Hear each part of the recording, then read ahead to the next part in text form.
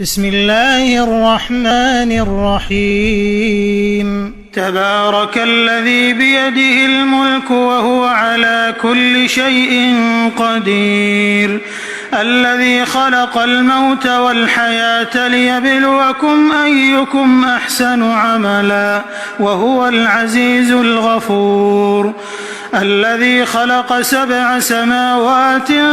طباقا ما ترى في خلق الرحمن من تفاوت فارجع البصر هل ترى من فطور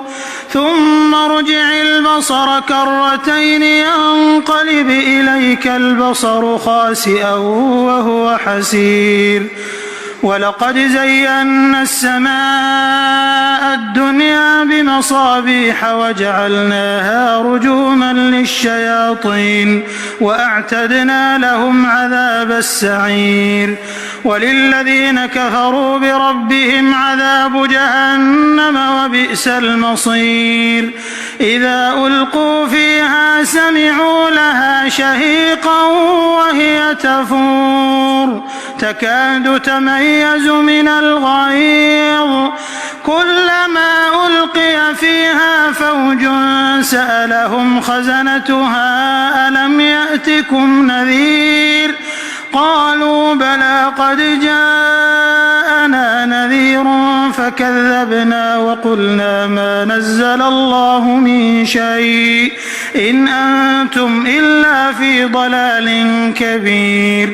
وقالوا لو كنا نسمع أو نعقل ما كنا في أصحاب السعير فاعترفوا بذنبهم فسحقا لأصحاب السعير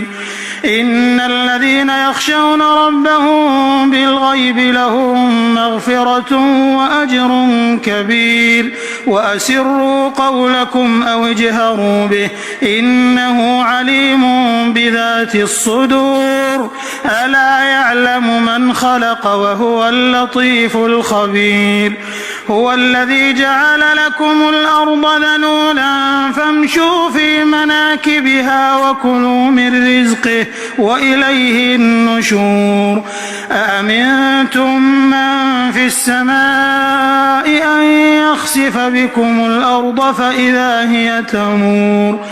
أم أمنتم من في السماء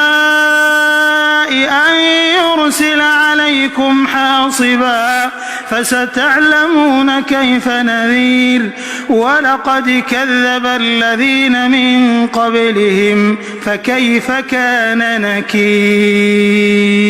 أولم يروا إلى الطير فوقهم صافات ويقبضن ما يمسكهن إلا الرحمن إنه بكل شيء بصير أمن هذا الذي هو جند لكم ينصركم من دون الرحمن إن الكافرون إلا في غرور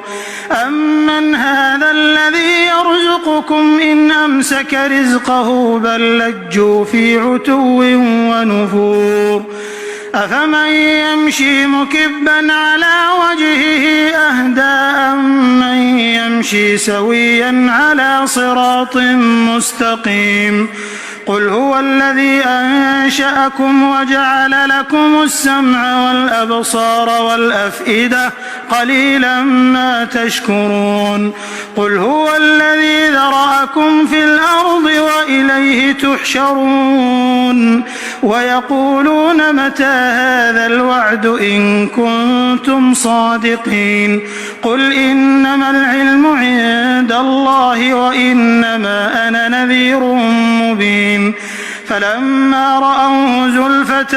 سيئت وجوه الذين كفروا وقيل هذا الذي كنتم به تدعون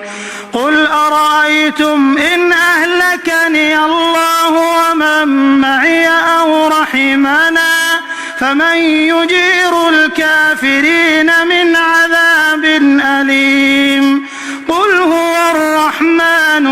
آمنا به وعليه توكلنا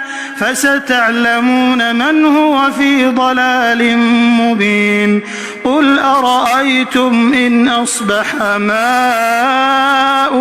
غورا فمن يأتيكم بماء معين